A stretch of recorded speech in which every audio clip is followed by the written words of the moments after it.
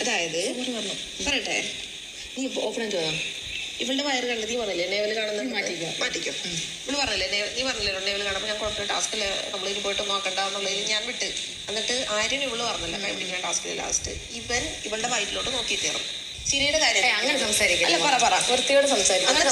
ഇത് ചിരി വെച്ചിട്ട് സംസാരിച്ചിട്ടാണ് ഞാൻ ചിരിക്കുന്നത്. നിനക്ക് കേട്ടിട്ട് ചിരി തോന്നുന്നുണ്ട്. നിനക്ക് വന്നാലും നീ ചിരിച്ചിട്ട് ഇങ്ങനെ കേട്ടോണ്ടെന്ന് അവന് ചാൻസ് കൊടുത്തിട്ടില്ലേ? കൊടുക്കൂലേ? കാരണം അടിച്ചു പൊട്ടിക്കൂലേ? കാരണം തൊട്ടാ കൊടുക്കും ചിലപ്പോൾ മോശമായിട്ട്. നീ കംപ്ലൈന്റ് റേസ് ചെയ്യൂല? ഞാൻ ഇപ്പൊ ഓരോരുത്തരും ഓരോ രീതിയിലാണ് റിയാക്ട് ചെയ്യുന്നത്. ചിരിക്കണ്ട പറ. അപ്പൊ എന്നിട്ട് ഇങ്ങനെ ചെയ്ത് അപ്പൊ ഞാനിങ്ങനെ നോക്കി ഇങ്ങനെ ചെയ്ത് എന്തായാലും ചെയ്യുന്നത് അങ്ങനെ വെച്ചു. അപ്പൊ പറഞ്ഞേ സോറി മോളെ അങ്ങോട്ടാ പോകുന്നത്? മോളെങ്കി വാ ഫുള്ളും പറയട്ടെ. അല്ല നീ കേക്ക്, ഞാൻ കേട്ട് രസിച്ചതാ. നീ കേക്ക്. നിങ്ങൾ ബോൾ അറിയുന്നുണ്ട്, അതിനിടയിൽ കൂടെ എന്താണ് ഈ സാധനങ്ങളൊന്നും നടക്കുന്നുണ്ട്. അപ്പൊ എനിക്ക് അത് അൺകംഫർട്ടബിൾ നോക്കി. ഇവിടെയാണ് നീ കാണിക്കുന്നില്ല ഇവിടെ നടന്ന സംഭവം ഇങ്ങനെ കാണിച്ചതും നോക്കി. ഇതൊക്കെ അതല്ല എന്റെ പ്രശ്നം, ഇവള് റിയാക്ട് ചെയ്ത രീതിയാണ് എന്റെ പ്രശ്നം. അവനല്ല എന്റെ പ്രശ്നം. ആയിക്കോട്ടെ, അങ്ങനത്തെ ഒരു കാര്യത്തിനോട് ഞാൻ ഇതിലൂടെ ഗോ ത്രൂ ചെയ്ത് ഞാൻ എന്തിലാണ് എന്നും കൂടെ ആലോചിച്ച് നോക്കി. ഞാനൊരു ടാസ്ക് ചെയ്തോണ്ടിരിക്കുകയാണ്. അനാവശ്യ കാര്യങ്ങൾ സ്പ്രെഡ് ചെയ്യല്ലേ കേട്ടോ. അനാവശ്യ കാര്യം സ്പ്രെഡ് ചെയ്യല്ലേ. എല്ലാവർക്കും നമസ്കാരം. അപ്പം ഈ ഒരു വീഡിയോ ആണ് ഇന്ന് ചെയ്യാൻ ഉദ്ദേശിക്കുന്നത്. ഇവരുടെ തമ്മിലുള്ള സ്നേഹവും ഇതൊക്കെ നമ്മൾ അധികം അങ്ങോട്ട് ചെറിയ സീൻ കണ്ടിട്ടുണ്ടെന്നല്ലാതെ സ്നേഹത്തിൻ്റെ ആഴമൊന്നും നമുക്കറിയില്ല. ഇവർ ബിഗ് ബോസ് പോയപ്പോൾ തൊട്ട് ജനങ്ങളെ കമൻ്റ് എടുത്ത് ഇതുങ്ങൾ എങ്ങനെയാലും വേർപിരിഞ്ഞാൽ മതിയെന്ന്. പക്ഷേ ഇന്നലത്തെ ആ സീനിലൂടെ ഇവർ തമ്മിലുള്ള സ്നേഹത്തിൻ്റെ ആഴം നമ്മൾ കണ്ട. അവർ വേർപിരിയണമെന്ന് നമ്മൾ ആഗ്രഹിക്കണമെന്നില്ല. നമുക്ക് പരിചയമില്ലാത്ത ഒരു തരം ബന്ധം, അതിനെ അത് ആ വഴിക്ക് അങ്ങ് വിട്ടാൽ മതി. പിന്നെ ഇതിവിടെ നിൽക്കട്ടെ. ഇത് പറയുന്നതിന് മുന്നേ ഇന്ന് ലൈവിലൊക്കെ നടന്ന കാര്യം. ഇപ്പം മോർണിംഗ് ടാസ്ക് കൊടുത്തിട്ടുണ്ട്. ഇവിടുത്തെ അഗ്നി പരീക്ഷണങ്ങളിലൂടെ നിങ്ങൾ കടന്നു പോയിട്ടുണ്ട്. അങ്ങനെ പല അനുഭവങ്ങളുണ്ടായിട്ടുണ്ട്. ഇതെല്ലാം കൂടെ വെച്ചിട്ട് നിങ്ങൾ പുറത്തിറങ്ങിയിട്ട് നിങ്ങൾ പോകുന്ന മേഖല ഏതായിരിക്കും, അതിൽ ഇവിടുത്തെ അനുഭവങ്ങളുടെ സ്വാധീനം അങ്ങനെ പറയാൻ വേണ്ടി അങ്ങനെ ഓരോരുത്തരായിട്ടൊക്കെ പറയുന്നുണ്ട്. അനീഷിൻ്റെ സുഹൃത്ത് ബന്ധങ്ങളൊന്നുമില്ല, ഇഷ്ടംപോലെ സംസാരിക്കാൻ അറിയില്ലായിരുന്ന ആൾക്കാരോട് അതെല്ലാം കിട്ടുകയൊക്കെ ചെയ്ത് ബിഗ് ബോസ് വന്നിട്ടാണ്. അതുകൊണ്ട് ഇനിയിപ്പോൾ സിനിമാ ഫീൽഡിലോട്ട് തിരക്കഥയൊക്കെ എഴുതുന്നതിന് പോയി അത് ഇവിടുത്തെ അനുഭവം ഗുണം ചെയ്യും എന്നൊക്കെ പറഞ്ഞുള്ള രീതിയിലൊക്കെ പോകുന്നുണ്ട്. നെവിനും ഏതാണ്ട് ഫാഷൻ ഡിസൈനർ തേങ്ങാമാങ്ങ അങ്ങനെയൊക്കെ പറയുന്നുണ്ട്. പിന്നെ ഇന്നിപ്പോൾ രാവിലെ അടി നടന്ന കാര്യം പറയാവേ. ഈ ബിഗ് ബോസ് സീസൺ 7-ലെ എല്ലാ അടിയും കൂടുതൽ അടിയും നടന്ന ഫുഡിനെ റിലേറ്റ് ചെയ്താണ് നടന്നിട്ടുള്ളത്. ഒരു സീസണിലും ഇങ്ങനെ ഫുഡ് ഒരു വലിയ വിഷയമായിട്ട് വന്നിട്ടില്ല. എല്ലാവരും അതൊരു സൈഡിൽ കൂടെ വിട്ടതേ ഉള്ളൂ. എന്തെങ്കിലുമൊക്കെ കഴിച്ച് ടാസ്ക് ചെയ്യുക, കഴിയാതെ അവിടെ നിൽക്കുക എന്നുള്ളൊരു രീതിക്ക് എല്ലാവരും കിട്ടുന്ന വെച്ച് അവിടെ പഞ്ചസാരയൊന്നും ചായക്ക് ഇടാൻ കിട്ടാറില്ല. അല്ലെ അങ്ങനെയൊക്കെയാണല്ലോ ആ ഒരു ടാസ്കിൻ്റെ അല്ലെ ഗെയിം ഷോയുടെ ഒരു പ്രത്യേകത. അതുകൊണ്ട് ആരും അങ്ങനെ പരാതി പറയുന്നില്ല. കിട്ടുന്നത് വെച്ച് അഡ്ജസ്റ്റ് ഇതൊക്കെ ഇങ്ങനെയൊക്കെ അങ്ങ് പോയി എങ്ങനെ നിന്ന് പോകും. അവരൊക്കെ പോയതിൻ്റെ പകുതിയായിട്ടാണ് ആൾക്കാർ ഇറങ്ങിയും വരിക. അപ്പോൾ ആ ഫുഡിന് അവർ പ്രാധാന്യം കൊടുക്കുന്നില്ല. ഈ പ്രാവശ്യം എന്തുകൊണ്ട് ഇതുപോലെ അടി നടക്കുന്നത് നിങ്ങൾ ചിന്തിച്ചിട്ടുണ്ടോ?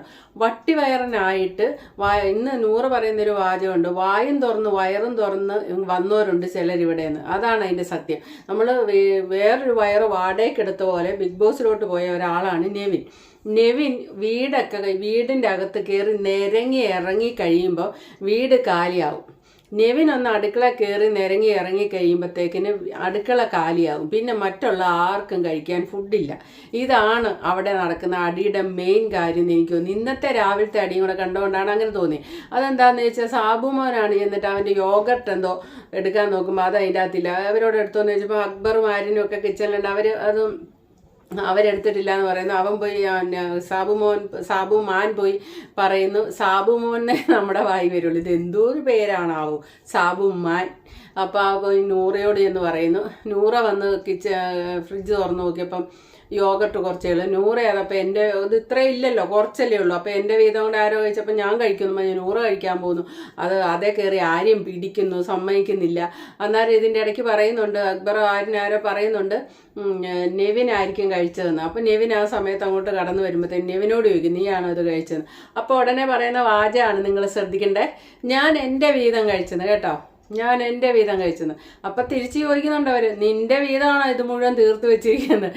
ഒന്നുമില്ല, പാത്രത്തിൻ്റെ അടിയിലെങ്ങാണ്ട് ഒരു ശകലേ ഉള്ളൂ. അത്രയും പേരുടെ വീതം അവൻ വിഴുങ്ങി, അവനത് മുഴുവൻ എടുത്ത് തിന്നു. അപ്പം അവിടെ അടി ഉണ്ടാകാൻ ആരാണ് കാര്യം നിന്നു ഓർത്ത് നോക്കി. ഇതാണ് ഞാൻ പറഞ്ഞത് ആദ്യമേ, ഒരു വീട്ടിൽ ഇവൻ കയറി നിരങ്ങി മൊത്തം തിന്ന് തീർക്കും. എന്നിട്ട് മറ്റുള്ളവർക്ക് തികയാ വരുമ്പോഴത്തേനും മറ്റുള്ളവർ തമ്മിൽ അടി ഉണ്ടാവുക. ഇന്നലെ തന്നെ എന്താണ് ഫുഡിൻ്റെ പ്രശ്നമാണ്. അവൻ എന്തേലുമൊക്കെ അവിടെ നിന്ന് വലിച്ചു വാരി തിന്ന് അവൻ്റെ വയറ് നിറയ്ക്കും. പിന്നെ അവർക്കാർക്കും ഉണ്ടാക്കി കൊടുക്കണമെന്നൊന്നുമില്ല അവന്. മിനിഞ്ഞാന്ന് നോക്കുമ്പം അനിമോളുടെ ബെഡിൽ ആ വെള്ളം ഒഴിച്ച് കഴിഞ്ഞ് അതിനെപ്പറ്റിയൊക്കെ ചർച്ച ഇപ്പുറത്ത് നടക്കുമ്പോൾ ആദ്യം പറയുന്നുണ്ട്, നീ നോക്കിക്കാൻ അവൻ ചപ്പാത്തി തിന്നുകൊണ്ട് നടക്കുന്നു.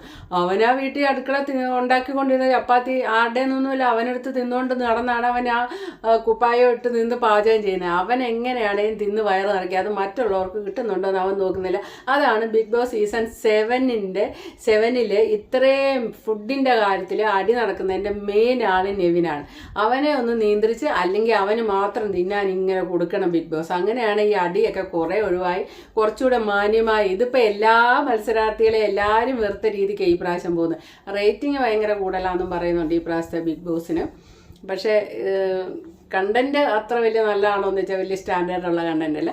അപ്പോൾ ഈ വിവരം നിങ്ങൾ സംസാരിക്കാം. നൂറ ആദില തമ്മിലുള്ള ആ പ്രണയവും ആ ഒരു ഇഷ്ടമൊക്കെ ആരും ചെയ്ത ഒരു വൃത്തികേടിലൂടെ നമുക്ക് മനസ്സിലാക്കി തരുന്നു.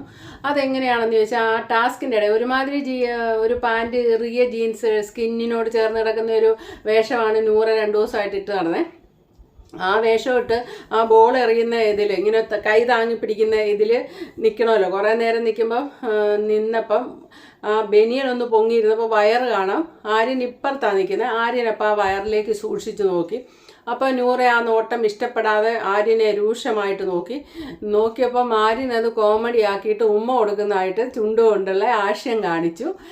അന്നേരം അത് കഴിഞ്ഞിട്ട് നൂറ പിന്നെയും എന്തായി കാണിക്കുന്നതെന്ന് ചോദിച്ചപ്പം സോറി ഇട്ടോ എന്ന് പറയുകയും ചെയ്തു. പിന്നെ അന്നത്തെ ദിവസം ആ പകൽ നടന്ന ആ ഒരു കാര്യം അന്ന് നൂറയ്ക്ക് ആദിലയോടോ അനുമോളോടോ പറയാൻ പറ്റിയില്ല. അതിൻ്റെ കാര്യം ടാസ്കിൽ ഇതുപോലെയൊക്കെ പിടിച്ച് കൈയെല്ലാം കുഴഞ്ഞ് നിലത്തിരുന്ന് കൈ തിരുമുന്നുണ്ട്. എല്ലാവരും ഇവിടെ ഐസ് പാക്കൊക്കെ വെച്ചല്ലേ നടക്കുന്നത്. അപ്പം അത്രയും കുഴഞ്ഞു പോയ ക്ഷീണം കൊണ്ടും അതങ്ങ് പുള്ളിക്കാരത്തി വിട്ടുപോയി. പിന്നെ അനുമോൾ ആര്യനാണെന്ന് തോന്നുന്നു ഡബിൾ മീനിങ്ങിൽ എന്തോ സംസാരിച്ചപ്പോഴാണ് പിന്നെ ഈ കാര്യം ഓർമ്മ വരുന്നത്. അപ്പം ഈ കാര്യം പറയുമ്പം ഇപ്പം എന്താണ് ആദിലയുടെ പരാതി എന്ന് പറഞ്ഞാൽ അപ്പം ഇത് പറഞ്ഞപ്പം അനുമോള് ചിരിച്ചു, അപ്പം നൂറയും ചിരിച്ചു. നൂറയുടെ ഒരു ക്യാരക്ടർ നമ്മൾ മനസ്സിലാക്കിയ ഇങ്ങനെ പെട്ടെന്ന് ചിരിക്കുന്ന ആൾക്കാരില്ലേ, ആ ടൈപ്പാണ് നൂറ. പടുപടാന്ന് ഇങ്ങനെ പൊട്ടിച്ചിരിക്കുന്ന ഒരു രീതിയാണ്. അതൊരു പരിധി വരെ ഭാഗ്യമാണ് അങ്ങനെ ചിരിക്കാൻ സാധിക്കുന്നത്. ചിരിക്കാനാണ് നമുക്ക് ഏറ്റവും ചിരി ആവശ്യമാണ് നമുക്ക്. അത് നമ്മുടെ ഹോർമോണിനെയൊക്കെ വേറെ ലെവലിൽ എത്തിക്കുന്ന നല്ല കാര്യമാണ്. പക്ഷേ നമുക്ക് പലപ്പോഴും പലർക്കും അങ്ങോട്ട് വെട്ടിത്തോർന്നങ്ങ് പൊട്ടിച്ചിരിക്കാൻ സാധിക്കാറില്ല. നൂറെ ശ്രദ്ധിച്ചിട്ടുണ്ടോ? മുഴുവൻ സമയം പൊട്ടിച്ചിരിക്കും. മനസ്സിൽ കളങ്കമില്ലാത്തതുകൊണ്ടാണ് അങ്ങനെ ചിരിക്കുന്നതൊക്കെ പഴമക്കാർ പറഞ്ഞിട്ടുണ്ട്. നേരവോ അറിയില്ല. ഏതായാലും നൂറ ഇത് പറഞ്ഞ് ചിരിക്കുന്നതൊന്നും ആദിലേക്ക് ഇഷ്ടപ്പെട്ടില്ല. ഇത്രയും നോർമലൈസ് ചെയ്ത് ഇത്രയും സീരിയസ് കാര്യം വൾഗറായിട്ട് ഒരാൾ നോക്കിയത് പോരായിട്ട് അയാൾ ഉമ്മ കൊടുക്കുകയും കൂടെ ചെയ്ത ഒരു കാര്യത്തിനെ ഇത്രയും സില്ലി ആയിട്ട് കണ്ട് നീ ചിരിക്കുവാണോ ചെയ്യുന്നത്? നൂറ അപ്പം അനുമോള് ചിരിക്കുക എന്നുള്ള രീതിയിൽ ചോദിക്കുക. അനുമോള് പറയുന്നുണ്ട് ദേഹത്ത് തൊട്ട് അടി കൊടുക്കും എന്നൊക്കെ അനുമോള് പറയുന്നുണ്ട്. പക്ഷേങ്കിൽ ആ നൂറയുടെ ആ ഒരു കാഴ്ചപ്പാട് ആദിലേക്ക് ഇഷ്ടപ്പെട്ടില്ല. ആദിലെ പിണങ്ങി പോകുന്നു, ബാത്റൂമിൽ പോയെന്ന് കാര്യം അത്ര തന്നെ, അല്ലെ ഡ്രസ്സിങ് റൂമിൽ കയറി കാര്യം അത്ര തന്നെ. പിന്നെ നൂറയുടെ അടുത്ത് വരും. ഇതിൻ്റെ ഒരു പ്രൊമോ ഇട്ടിട്ടുണ്ടല്ലോ ഏഷ്യാനെറ്റ്. അപ്പം അതിൻ്റെ താഴെ വന്ന കമൻറ്റ് ചെയ്യാൻ കണ്ട് ഈ പുലി പോലെ ചാടുന്ന ആദില ശരിക്കും പറഞ്ഞാൽ നൂറയുടെ മുന്നിൽ ഒരു പൂച്ച കുട്ടിയായിട്ട് അവസാനം നൂറയുടെ മടിയിൽ പോയി കിടന്ന് മൂങ്ങുന്നുണ്ട്. ഇതിൻ്റെ കാര്യം ഇത്രയേ ഉള്ളൂ. ആദിലേക്ക് അത്രമേൽ ഇഷ്ടമാണ് നൂറയോട്. പിന്നെ ഈ കൂടെ മറ്റൊരു കാര്യം പറയാം. നമ്മൾ ഇൻ്റർവ്യൂ, ഇവരുടെ പഴയ ഇൻ്റർവ്യൂ എല്ലാം ഇപ്പം നമ്മുടെ ഹോം പേജിൽ ഇങ്ങനെ വരുന്നുണ്ട്. ഇവർ ബിഗ് ബോസിൽ പോയതിന് ശേഷം അതിന് ശേഷമുള്ള ഇവരുടെ കുഞ്ഞു ഷോർട്ട് വീഡിയോ ഒക്കെ വരുന്നുണ്ട്. അപ്പോൾ ഒരു ഷോർട്ട് വീഡിയോ ഞാൻ കണ്ടിട്ടുണ്ട്. ലെസ്ബിയനാന്ന് തീർത്ത് പറയുന്നുണ്ട് ആദില. ഞാൻ ലെസ്ബിയനാന്ന് എനിക്കറിയാം, ഞാൻ ലെസ്ബിയനാണ്. അതായത് ആ കുട്ടിക്ക് ആൺകുട്ടികളോട് യാതൊരു ആകർഷണവും തോന്നാത്തതുകൊണ്ട് ഞാൻ ലെസ്ബിയനാണ്, പെൺകുട്ടികളോടെ എനിക്ക് തോന്നാറുള്ളൂ. പോരാണ്ട് നൂറയുടെ ചുണ്ടൊക്കെ കണ്ട് ഇഷ്ടപ്പെട്ടാണ് എന്നൊക്കെ പറയുന്നുണ്ടല്ലോ. നൂറയോട് ചോദിക്കുമ്പോൾ നൂറ പറയുന്നത് നൂറയ്ക്ക് ലെസ്ബിയനാണോ ഇല്ലയെന്ന് അറിയില്ല എന്നാണ് പറയുന്നത്. ആ ഒരു മറുപടിയാണ് നൂറ പറയുന്നത്. നൂറയ്ക്ക് അറിയത്തില്ല നൂറ ലെസ്ബിയനാണോ. അതിൽ നിന്ന് നമുക്ക് ആ ഒറ്റ മറുപടിയിൽ നിന്ന് നമുക്ക് കിട്ടുന്ന ഒരു ഉത്തരം എന്താണെന്ന് വെച്ചാൽ, നൂറയ്ക്ക് അറിയില്ല എന്ന് പറയുന്ന സമയത്ത് നൂറ കഴിയുന്ന ആരുടെ കൂടെയാണ്? ആദില ഒരു സ്ത്രീയാണ് നൂറയുടെ പാർട്ണർ. അവിടുന്ന് ലെസ്ബിയൻ്റെ ഒരു അംശമുണ്ട്. അതല്ലാതെ മറ്റുള്ള പുരുഷന്മാർക്കൊപ്പമാണെങ്കിൽ അവരോട് വെറുപ്പില്ല, അവരോടും ആകർഷണമുണ്ട്. അതുകൊണ്ടാണ് അറിയില്ല എന്നുള്ളത്. അതല്ലാതെ പുരുഷനോടൊരു വിരോധമാണ് തോന്നുന്നത്, സ്ത്രീയോടെ ഒരു ആകർഷണം ഉള്ളുവെങ്കിൽ ലെസ്ബിയനാന്ന് പറയാം. അതിലേക്ക് തീർത്ത് പറയാൻ പറ്റി. എന്നാൽ നൂറയ്ക്ക് അവിടെ തീർത്ത് പറയാൻ പറ്റുന്നില്ല ലെസ്ബിയൻ ആണോ ഇല്ലെന്ന്. അതിൻ്റെ അർത്ഥം ബൈസെക്സൽ എന്ന് മാത്രമേ പറയുള്ളൂ. നൂറ പുരുഷൻ്റെ കൂടെ നോർമലായിട്ട് ജീവിച്ച് കുട്ടികളെ പ്രസവിച്ച് കല്യാണം കഴിച്ച് ജീവിച്ച് പോകാൻ പറ്റും. സ്ത്രീകളോടും താല്പര്യമുണ്ട്. ആ ടൈപ്പ് അങ്ങനത്തെ ഒരു രീതിയാണ്. ബൈസെക്ഷലായിട്ടാണ് ഇൻ്റർവ്യൂ എന്ന് നമുക്ക് മനസ്സിലാകുന്നത്. ഏതായാലും ഇവർ തമ്മിലുള്ള പ്രണയം ആഴത്തിലുള്ള പ്രണയമാണ്. അതിനൊന്നും ഒരു ഇടിവും സംഭവിച്ചിട്ടില്ല. ബിഗ് ബോസിൽ പോയിട്ട് ഇവർ തമ്മിൽ വേർപിരിഞ്ഞു വരുമെന്ന് പറഞ്ഞ് സ്വപ്നം കണ്ട് ആരും ഇരിക്കേണ്ട. ആദില നൂറ അഗാധമായ ബന്ധമാണ്. നോർമൽ കപ്പിളിനെക്കാട്ടും പ്രണയം ഇപ്പോഴും ഇവർ സൂക്ഷിക്കുന്നുണ്ട് മനസ്സിൽ. നോർമൽ കപ്പിളാണ് ഇപ്പോൾ 3-4 വർഷം, എത്രയോ വർഷമായില്ലേ അവർ കൂടെ കഴിയാൻ തുടങ്ങിയിട്ട്. അതിനുള്ളിൽ ഇത്രയും പിണങ്ങിപ്പോക്കും കരച്ചിലും സ്വാർത്ഥതയും ഇതൊക്കെ നമ്മുടെ ഒരു ഹണിമൂൺ ടൈമിൽ കാണുന്ന ഒരു രീതിയാണ്. അത് ഇത്ര വർഷങ്ങൾക്ക് ശേഷവും ആര്യനൊന്ന് നോക്കിയതിനും ആര്യനൊന്ന് ഉമ്മ വെക്കാൻ കാശം കാണിച്ചതിനും ഒക്കെ ഇത്രമേൽ അതിൽ കടന്ന് വിഷമിച്ച് നെഞ്ചു പൊട്ടുന്നുണ്ടെങ്കിൽ അവരുടെ ഉള്ളിൽ ഇപ്പോഴും ആ സാധാ കപ്പിളിനെക്കാട്ടും പ്രണയം നിൽക്കുന്നതാണ് എനിക്ക് മനസ്സിലായത് കേട്ടോ. ഞാൻ അവരെ അങ്ങോട്ട് പുകഴ്ത്തി സപ്പോർട്ട് ചെയ്ത് പറയുമൊന്നുമല്ല, അവരെ ഒന്ന് വിശകലനം ചെയ്ത് നോക്കിയപ്പം തോന്നിയ കാര്യമാണ്. കാരണം ഞാൻ നോക്കിയപ്പോൾ സാധാരണ ഒരു ഭാര്യയും ഭർത്താവാണ്, കല്യാണം കഴിച്ച് ഇത്ര വർഷത്തിന് ശേഷമാണ്.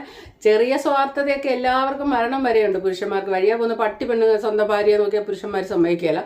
പക്ഷെ എന്നാലും ഇവരുടെ ഒരു രീതി കണ്ടപ്പോൾ ഒരു സാധാ ബന്ധത്തിൽ ഒരു ഹണിമൂൺ ടൈമിൽ കാണുന്ന ഒരു പിണക്കവും അങ്ങോട്ടുള്ള പോക്കും പിന്നെ തിരിച്ചുവരവും പിന്നെ കിടന്ന് കെട്ടിപ്പിടുത്തവും എല്ലാം കൂടെ കാണുമ്പോൾ അത് അതുപോലെ തോന്നുന്നു. ഇപ്പോഴും അവർ ഇപ്പോഴും ആ പ്രണയം അതേപടി സൂക്ഷിച്ചിരിക്കുന്നു. ഒരു പക്ഷേ നോർമൽ കപ്പിളിൽ ആ പ്രണയത്തിൻ്റെ അളവ് ഇച്ചിരി കുറഞ്ഞു വരുന്നത് നമ്മൾ കാണാറുണ്ട്. പക്ഷേ ഇവരിൽ അതുണ്ടായിട്ടില്ല എന്നാണ് എനിക്ക് തോന്നുന്നത്. ഞാൻ അവരെ പൊഴുത്തി പറഞ്ഞാൽ എല്ലാവരും ലെസ്ബിയൻ ആയിക്കോ എന്നൊന്നുമില്ല. എനിക്ക് ലെസ്ബിയനെ ഒന്നും ഒട്ടും ഇഷ്ടമില്ലാത്ത ക്യാരക്ടർ. എൻ്റെ തലമുറപ്പെട്ട ആർക്കും അത് അംഗീകരിക്കാൻ പറ്റില്ല. പിന്നെ എന്താണെന്ന് ചോദിച്ചാൽ ഇതിങ്ങളുടെ ഇത് കണ്ടപ്പം ഒന്ന് വിശകലനം ചെയ്ത് ചിന്തിച്ചെന്ന് മാത്രമേ ഉള്ളൂ. സപ്പോർട്ട് ചെയ്യുന്നു. അപ്പോൾ okay, thank you for watching. അടുത്ത വീഡിയോ കാണാം.